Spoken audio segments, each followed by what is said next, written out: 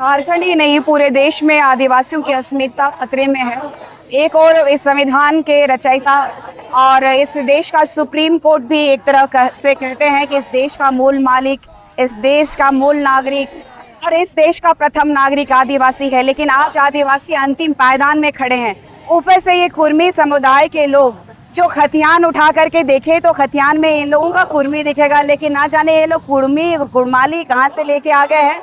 और ये ओबीसी के कैटेगरी में, वो भी एक्सट्रीम बैकवर्ड क्लास में आने वाले लोगों को उनके विधायकों को मैं ये कहना चाहती हूँ कि अगर एक जाति की राजनीति कर रहे हैं आप, जबकि पूरी जनता ने, सभी समुदाय के लोगों ने आपको जनता के लिए, जनता के द्वारा चुना गया था, तो 10 के 10 विधायक और 2 लोकसभा सांसद जो कुर्मी समुदाय से बिलोंग करते हैं, उनको मैं कहना चाहती हूँ आपके कुर्मी समुदाय के प्रति आप इतने लॉयल हैं और कुर्मी समुदाय के लोग जो अपना विधायक चुनना चाहते हैं, सभी धर्म के लोगों के द्वारा वो विधायक मांगते हैं। इस संविधान में असंवैधानिक बात करने वाले विधायक नहीं चाहिए। तो कुर्मी समुदाय पहले ओबीसी का आरक्षण छोड़े, उसके बाद राजनीति करने वाले जितने भी 10 के 10 विधायक, 2 लोकसभा सांसद औकात है तो इस्तीफा दीजिए। घाटशिला का उपचुनाव होने वाला है, 1 सीट नहीं 11 सीटों में चुनाव होगा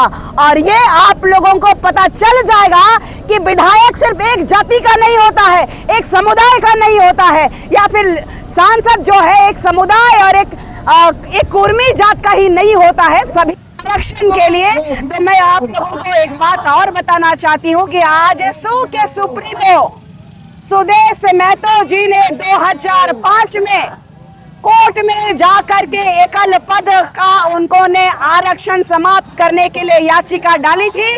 वो समाप्त हुआ था, लेकिन 2010 में आदिवासी समुदाय ने कोर्ट का दरवाजा खटखटाया और फिर से एकल पद, जो कि आदिवासी समुदाय का जो पद है, जो आरक्षण है, उस सीट को बरकरार रखा गया ये सुप्रीम कोर्ट के द्वारा। तो इन लोगों की मंशा शुरू से है।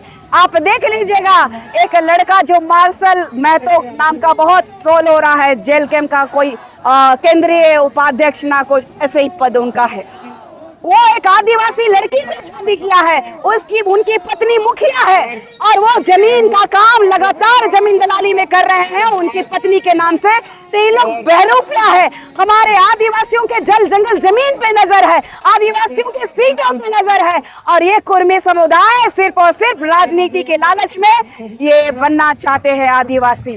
असंवैधानिक तरीके से इन लोगों का जो नारे की बात कह रहे हैं, रेल टेका डहर छेका की बात कर रहे हैं, तो 10 विधायक है।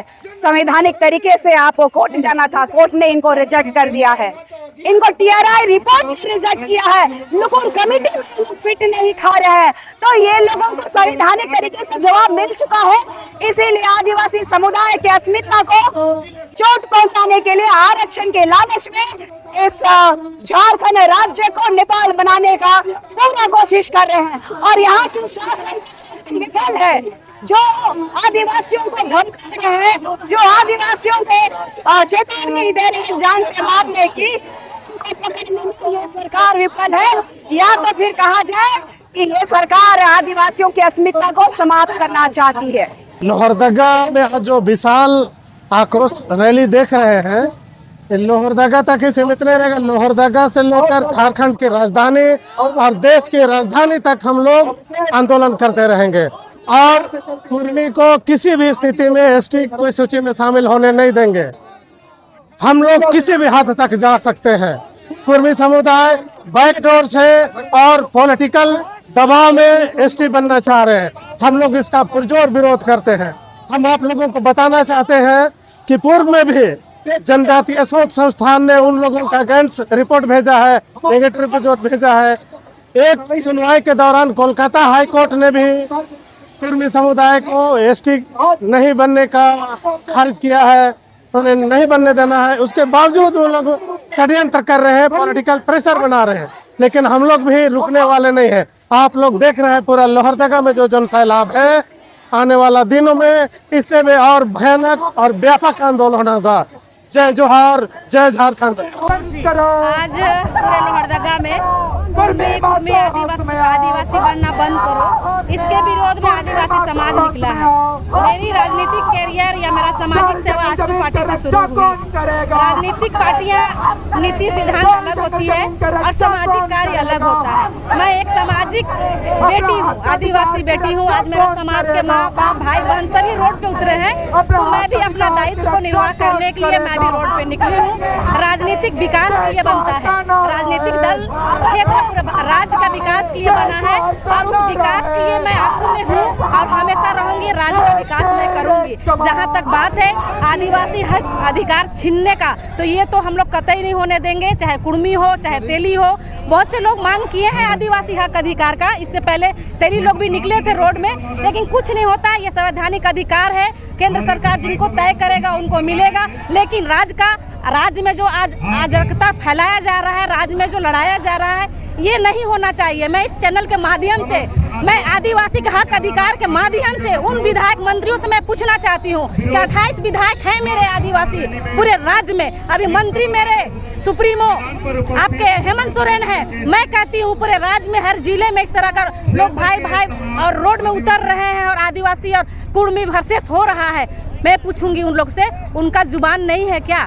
उनको जिता के केंद्र में, राज्य में, विधानसभा में आदिवासी का हक अधिकार बचाने के लिए भेजा जाता है, लेकिन यहाँ के विधायक 28 विधायक, यहाँ के मंत्री सांसद सभी चुप है। मैं इस चैनल के माध्यम से विशेष कहना चाहूँगी, लोहरदगा जहाँ पर भी आप देख रहे हैं 10,000 15,000 आदिवासी रोड में निकले हैं, यही 10,000 15,000 आदमी यहाँ के सांसद को चुने हैं, वो भी हमारे आदिवासी है। यही 10,000 15,000 आदमी यहाँ के विधायक को चुने हैं, वो भी आदिवासी हैं। उनका कोई भी फीडबैक, कोई भी आपका बाइट, उनका कोई भी समर्थन आदिवासी भाई बहन के लिए आया है? नहीं। कल आना पड़ेगा आदिवासी समाज को गुमराह करने के लिए, तो वोट बैंक बनाने के लिए हर लोग आ जाएंगे हमारे आदिवासी समाज के लिए। अभी जो रोड में उतरा है उसी को आदिवासी समाज साथ देगा, अन्यथा यहाँ कोई भी विधायक मंत्री आएगा उसको खदेड़ दिया जाएगा और आदिवासी के समाज को जो भी हक अधिकार लूटने का काम करेगा उसके लिए हम लोग गोलबंद हो चुके हैं। पूरे राज्य में आदिवासी निकल चुका है। लोहरदगा तो एक्टिव है, ये है। आप देखे हैं कि आज इतिहास बना है लोहरदगा में कि हम लोग अपना हक अधिकार को किसी को छीनने नहीं देंगे।